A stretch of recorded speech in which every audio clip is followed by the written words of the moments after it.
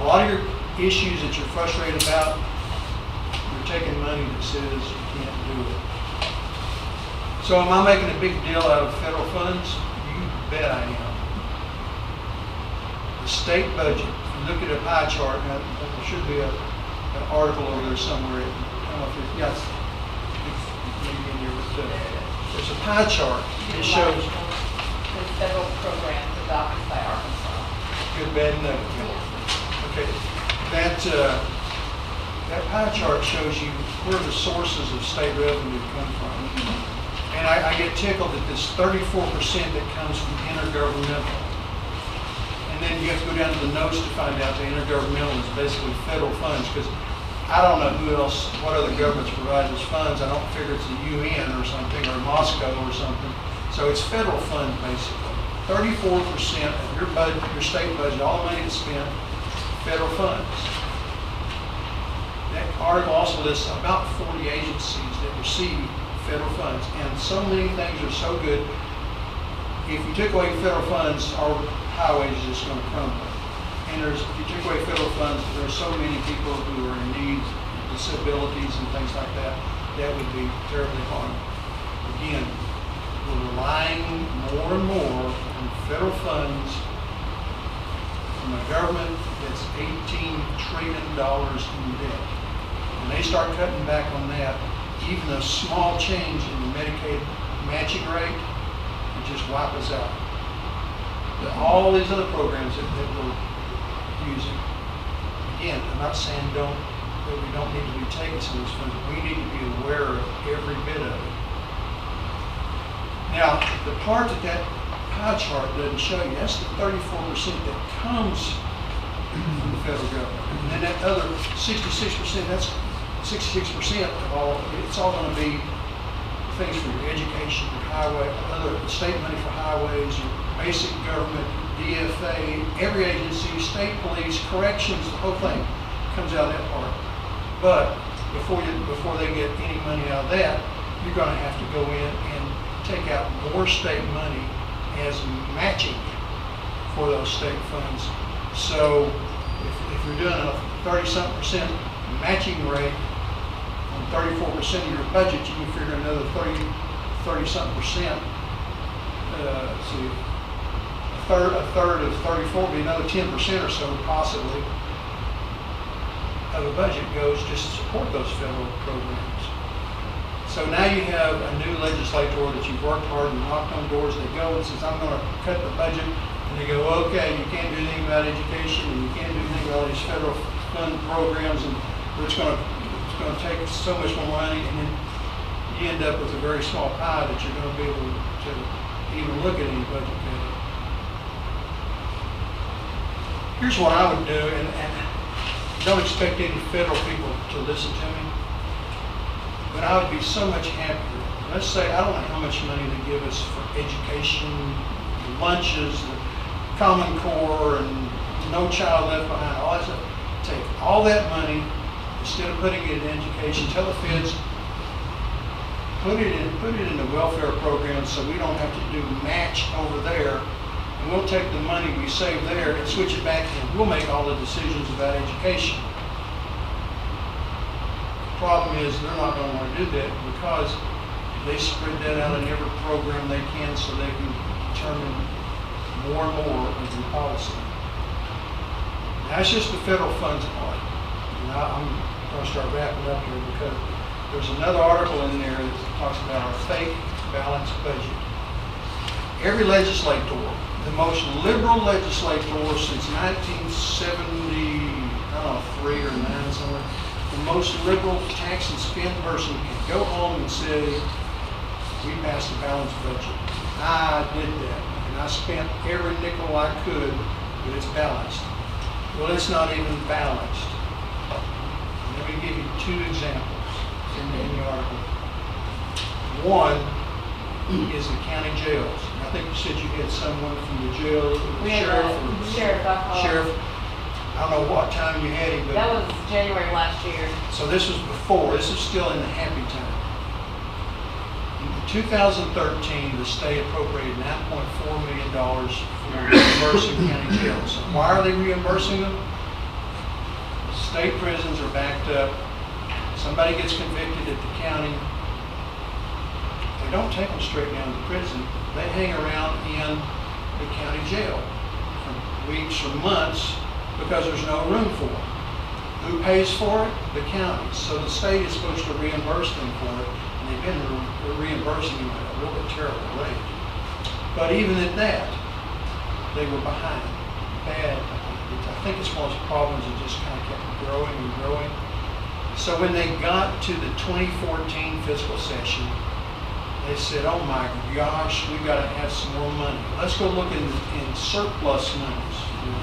So much for the rainy day. We always have a rainy day.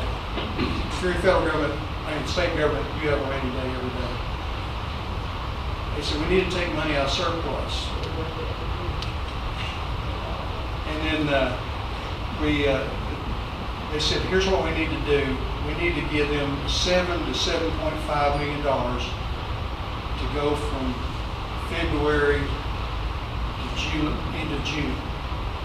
That's how much more money. They started at 9.9, they wanted 7.5, so the legislature gives them about 4.2. Now, what happened to that other money in there, the other $3 million or so in there? Well, we'll get to that. So now they know that 9.4 is not going to solve the problem for county jails. They need to be paying more and more, and like 13 million or something. So that's a budget. And they give them two amounts of money. 9.4 in category A, 9.4 being exactly what they gave them last time, and $7 million in category B. Everybody knew category B was not going to be funded. I don't care what they say. Category B wasn't being funded, and it was not going to be funded unless suddenly we had an economic upturn. Maybe Obama left the country and stayed, and everybody got happy, and the economy went crazy. So you start off knowing that you're going to be about $7 million in the hole because that money's not coming out. They meet in special session the end of June and the 1st of July, first couple days of July. They don't address, they address a lot of important stuff like the teachers' insurance. They don't come back and address the reimbursement for counties. So the beginning of the fiscal year begins July 1. You know how long that money lasted? That 9.4. It lasted until about September 5. So about September 5, the counties get notice from the Corrections Board. It says, oh, by the way, expect little or no reimbursement for the next 10 months. Counties are going crazy because the counties, they can't just turn around to the people that are providing services and say, oh, we're not going to pay you because the state's not paying us. They had to pay. So they do their budgets in October, and some counties were delaying their decisions as long as possible, trying to get, if they get some more money, maybe they can come up with a budget. Some of those counties were planning on giving increases to their employees because they thought some of them needed to be increased. Some of them thought they needed more county employees. Some of them thought they needed to upgrade some county roads or do some county projects. But guess what? The federal government, the state government wasn't paying them, so they didn't have the money. They couldn't make those plans. And all those counties were just in desperate shape. Governor Beebe released about $1.1 million. Here's a little bit of money for you. And the Association of Counties came in and said, we've got to have a special session. Buddy Blind says the state is using us like a credit, as credit. They're using us like a credit card, basically. And he's exactly right. That's what the state was doing. Right? Then they asked for a special session. BB spokesman says, it's just too late in the year.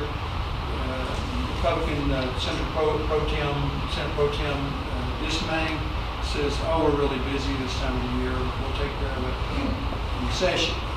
So counties are gonna get the money someday, but in the meantime, we're floating along on them with no interest. Governor Hudson has said that he's gonna increase the reimbursement rate, he's gonna he's gonna give out some surplus monies. But the point is, those type things need to be budgeted first, fully in the highest category. If you've got a debt, budget it before you decide to spend optional money on fiber lines to the schools like they did during the fiscal session, before you do a lot of extra little programs. But no, here's what happens. The money that they didn't have for jails, was the money gone for everybody? No. It was gone for the jails. That meant that money that should have been going to the jails was going to programs that were optional. So that money that was gone, that should have been reduced under revenue stabilization, the money was just gone. So Asa Hudson gets to come in and try to fix a problem that he didn't create. And let me just mention real quick, the prison employees. Prison employees continually have to come in, the corrections department has to come in and ask for more money to pay their holiday pay and overtime. They're behind by millions. Last fiscal session, they came in and asked for $10 million so they'd be able to pay everybody the overtime. They appropriated $5 million. You don't think they're going to be in the same strait this time? You're delaying your payments to state employees. We appreciate your service. You're delaying your payments to the counties. Tough luck on your county roads. But you know what? We've got a